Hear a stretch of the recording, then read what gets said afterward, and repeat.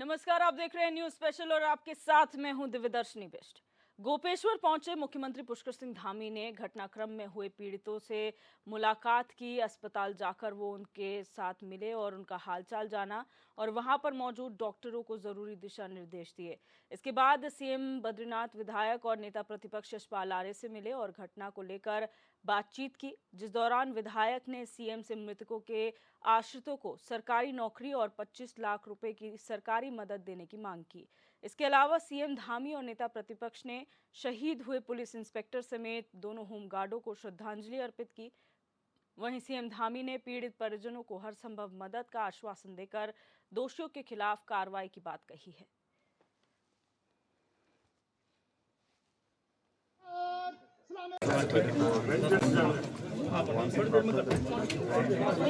जो इस घटना में हताहत हुए हैं उन सभी को अपनी स्थान दें और उनके पारिवारिक जनों को सबको इस दुख को सहन करने की शक्ति प्रदान करें। थोड़ा पीछे पीछे हो जाना है। कल घटना हुई उसके बाद 6 लोगों को जो घटना में घायल हुए हैं किसी के सेम से रेफर किया गया था। मैं शाम को कल वहाँ उनके पास उनसे भेंट करने गया हूँ। उनका उपचार किसी प्रकार से चल रहा है और डॉक्टरों ने मेडिकल की अच्छी व्यवस्था हो सकती है वो व्यवस्था वहाँ पर हो रही है। यहाँ से भी जो लोग अभी एडमिट हैं उनको प्राइमरी तौर पर सभी प्रकार की जो मेडिकल एड है वो किया जा रहा है। वही थोड़ा अपना हाथ उधार करना है। ऋषिकेश स्थानांतरित किया जाएगा। इसके लिए सभी को निर्देश कर दिए गए हैं। इस घटना के मिनिस्ट्रियल जांच के आदेश कर दिए हैं। घटना की हम लोग तह तक जाएंगे और जो भी मिनिस्ट्रियल जांच में दोषी पाया जाएगा उसके खिलाफ कार्रवाई की जाएगी। माननीय प्रधानमंत्री जी ने भी इस घटना की पूरी जानकारी ली है और हर संभव उन्होंने सहायता के लिए कहा है। माननीय प्रधानमंत्री जी ने कहा है और राज्य सरकार की तरफ से हम सब के लिए और निश्चित रूप से ये कोई आक्षेप नहीं है, ये सच्चाई है कि नमामि गंगे परियोजना के अधिकारियों की पूर्ण लापरवाही और यूपीसीएल के अधिकारियों की लापरवाही की वजह से इतना बड़ा हादसा हुआ जिसमें निर्दोष मजदूर गरीब लोग अपनी जान गंवा बैठे हैं। निश्चित रूप से इसके उन अधिकारियों के खिलाफ ठोस कार्रवाई होनी चाहिए जो इस मामले में संलिप्त हैं। और चमोली से हमारे सहयोगी संदीप कुमार हमारे साथ फोन लाइन पर जुड़ चुके हैं। संदीप, इस वक्त क्या हालात चमोली के बने हुए हैं, क्योंकि तमाम दिग्गज खुद मुख्यमंत्री वहां पर पहुंचे हैं, किस तरीके का माहौल देखने को मिल रहा है? जी दिव्या बता दें, जो कल यहाँ पे करंट हादसे से जो 27 लोग इसमें हताहत हो गए थे, उसमें 16 लोगों की मृत्यु हो गई थी। तो वहीं आज सूबे के मुख्यमंत्री पुष्कर सिंह धामी जी आज गोपेश्वर अस्पताल पहुंचे। यहाँ उन्होंने जो घायल एडमिट हो गए थे उनका हाल चाल जाना और हर संभव मदद का आश्वासन उनके द्वारा दिया गया। हालांकि उसके बाद जो 5 घायल थे उनको भी हायर सेंटर के लिए रेफर कर दिया गया था। और इसके साथ ही जिलाधिकारी हिमांशु खुराना के द्वारा जो अपर जिलाधिकारी की अध्यक्षता में एक जांच कमेटी गठित की गई है जो इस पूरी घटना की मजिस्ट्रेटी जांच करेगी और आगे जो भी दोषी होगा उस पर जो सख्त से सख्त कार्रवाई करने की बात कही गई है। जी बिल्कुल, प्रत्यक्षदर्शी जो वहां पर थे संदीप, अगर उनकी बात की जाए तो उनका क्या कहना है कि क्या हुआ था आखिर और क्या तथ्य निकलकर सामने आ रहे हैं अभी, क्योंकि परसों भी ये हादसा हुआ था, कल भी ये हादसा हुआ, तो कुछ बात निकलकर सामने आई है?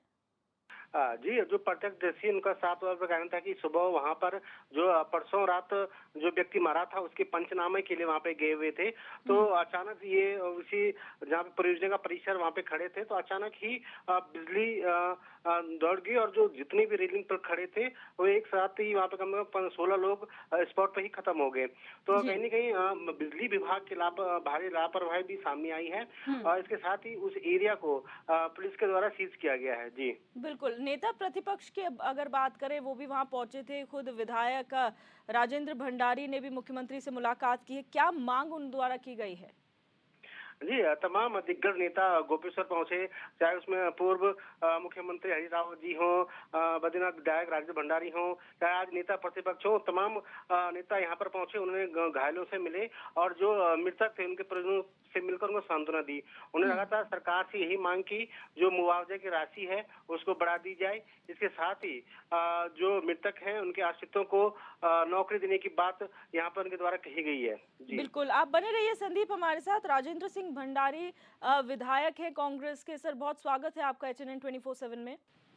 बहुत बहुत धन्यवाद है। भंडारी जी, जो कल हादसा हुआ उसके बाद ये सवाल उठता है कि आखिर जिम्मेदार कौन है, इसकी जिम्मेदारी कौन लेगा? आप लोगों ने खुद मुख्यमंत्री से बात की थी, उनसे मुलाकात की, क्या आप लोगों की मांग है?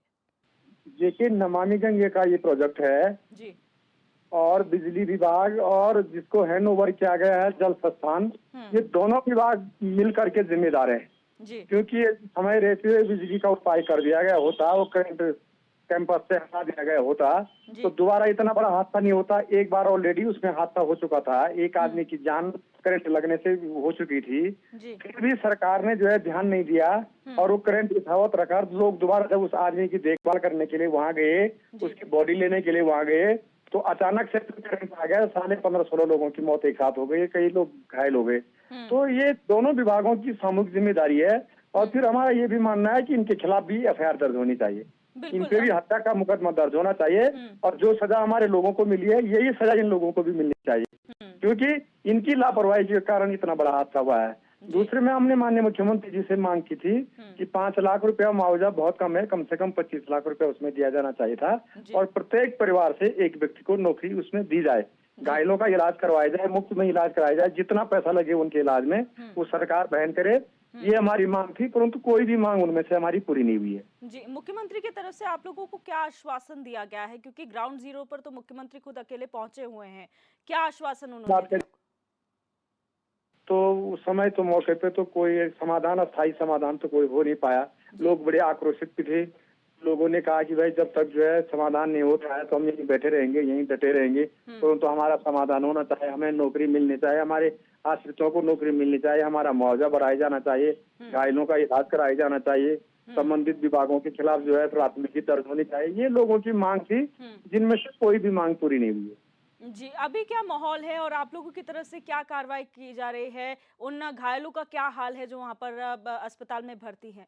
के मन में बड़ी नाराजियां हैं कि माननीय मुख्यमंत्री जी से बड़ी आस लगाए हुए लोग बैठे हुए थे। हमारी भी आशा थी कि माननीय मुख्यमंत्री जी कुछ न कुछ समाधान करेंगे, कुछ न कुछ घोषणा करेंगे, परंतु मायूसी हाथ लगी है, कोई भी घोषणा वहाँ पर नहीं हो पाई है। जी, बहुत शुक्रिया सर हमारे साथ जुड़ने के लिए और अपनी बात रखने के लिए। हमारे संवाददाता जो है संदीप कुमार हमारे साथ बने हुए हैं।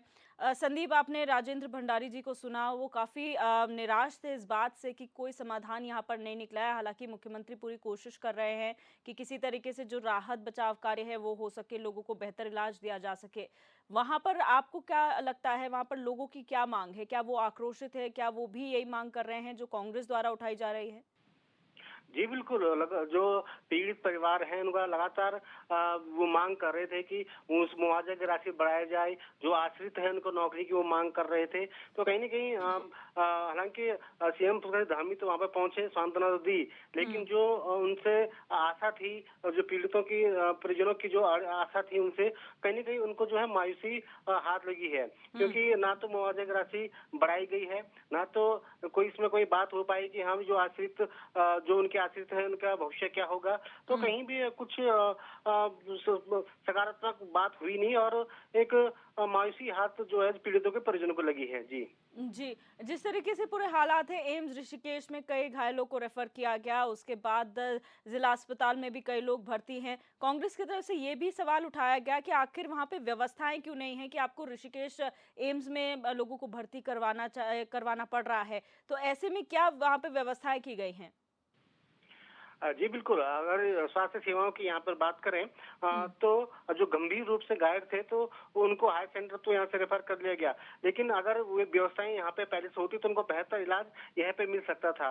लेकिन कहीं ना कहीं स्वास्थ्य विभाग की यहाँ पे व्यवस्थाएं भी लचर सामने आई। हालांकि उसमें जब रेस्क्यू कर यहाँ पर ला गया तो व्यवस्थाएं जो यहाँ पे तुरंत इनको जो फर्स्ट एड था वो दिया गया। जो गंभीर रूप से जो लोग घायल थे उनको एयर एम्बुलेंस के माध्यम से हायर सेंटर रेफर किया गया। हालांकि आज जो 5 अन्य जो जिनका इलाज जिला अस्पताल गोपेश्वर में चल रहा था, उन्हें आज उनको भी आज रेफर ऋषिकेश के लिए कर दिया गया है, जहाँ पर उनका अग्रिम इलाज चलेगा। जी बिल्कुल। और इस घटनाक्रम में 4 कुल पुलिसकर्मी, जिसमें कि 3 होमगार्ड हैं, 1 सब इंस्पेक्टर थे जिन्होंने अपनी जान गंवाई है, उनके परिजनों को क्या सहायता यहाँ पर दी जाएगी, किस तरीके से उनकी मदद की जाएगी?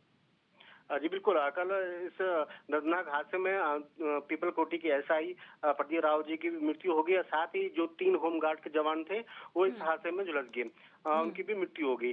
तो हालांकि अभी तक जो मुआवजे की राशि सरकार के द्वारा जो मुआवजे की राशि मृतकों के आश्रितों को 5 लाख और जो घायल हुए हैं उनको 1 लाख की घोषणा तो की गई है, लेकिन अभी जो है विभाग के द्वारा इस संबंध में कोई भी मुआवजा या कुछ राशि घोषित नहीं की गई है। जी बिल्कुल संदीप, बहुत शुक्रिया हमारे साथ जुड़ने के लिए और तमाम जानकारी साझा करने के लिए। तो वहीं बीजेपी विधायक विनोद चमोली जी भी हमारे साथ फोन लाइन पर जुड़ चुके हैं। सर, बहुत स्वागत है आपका न्यूज स्पेशल में। जी नमस्कार। जो चमोली में कल घटनाक्रम हुआ है काफी दुखद है, बहुत लोग इससे पीड़ित हुए हैं। वहीं लोग मांग कर रहे हैं कि जो मुआवजा देने की बात कही गई थी, मुआवजा राशि बढ़ाई जाए। खुद कांग्रेस ने भी मुख्यमंत्री से मुलाकात की थी, क्या आश्वासन दिया गया है उनकी तरफ से?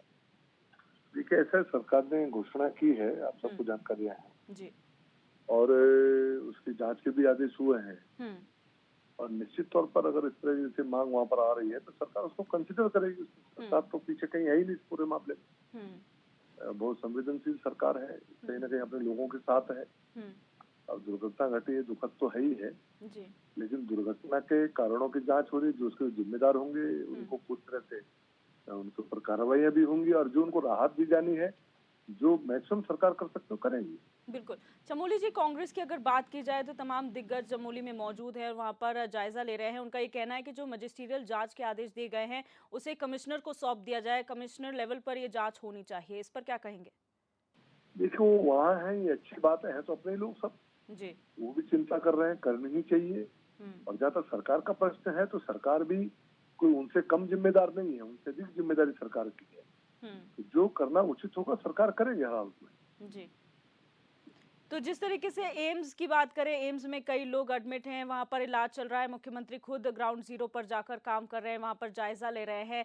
जवाबदेही किसकी तय होगी सर? क्योंकि अगर प्राथमिकी रूप से देखा जाए तो विद्युत विभाग की नमामि गंगे जो प्रोजेक्ट वहां पर चल रहा है उनके संचालकों की जिम्मेदारी तय होने की बात कही जा रही है।